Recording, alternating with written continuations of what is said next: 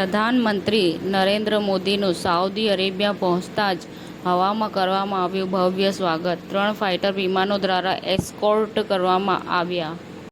ઉપરાષ્ટ્રપતિ જગદીપ ધનકરનું નિવેદન છે, સંસદ સર્વોચ્ચ છે અને બંધારણ કેવું હશે તે નક્કી કરવાનો અંતિમ અધિકાર સાંસદો પાસે હશે।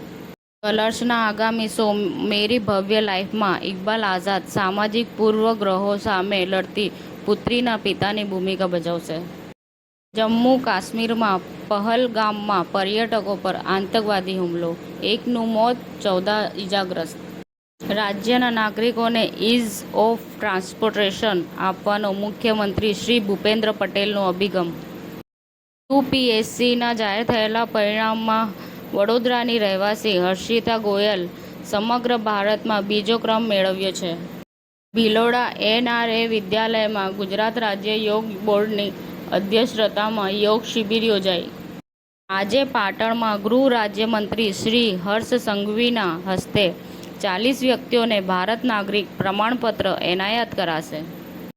આર્મી હોસ્પિટલ R&R ખાતે યોજાયેલા પ્રથમ સોલ્જર થોનમાં 5000થી વધુ દોડવીરોએ ભાગ લીધો, બહાદુર સૈનિકોને શ્રદ્ધાંજલિ આપી। ભાવનગર શહેરની જહાંગીર મિલમાં આવેલ હજરત લીલ શાહ પીર દાદાને ઉર્સ શરીફ શાનદાર રીતે ઉજવાયો। પ્રસેનજીત ચેટર્જી સ્ટાર પ્લસના નવા શો કભી નીમ નીમ કભી સહેજ સહેજ સાથે હિન્દી ટીવી પર ધમાકેદાર પર્દાપણ કરશે। સમાચાર ટુડે ન્યૂઝ ચેનલની ટીમ અને જે સત્ય છે તે જ બતાવશે। આપ જોતા રહો સમાચાર ટુડે ન્યૂઝ ચેનલ। ગુજરાતની ધરતીનું ગુજરાતીઓ માટે જ એટલે કે સમાચાર ટુડે ન્યૂઝ। અમારી સમાચાર ટુડે ન્યૂઝ ચેનલને લાઇક કરો, શેર કરો અને સબસ્ક્રાઇબ કરો અને જોડાયા રહો સમાચાર ટુડે ન્યૂઝ ચેનલ સાથે। મળશે દરરોજ ઇનામ જીતવાની તક। અમારા સભ્ય બનો, જોડાઓ અમારી સાથે।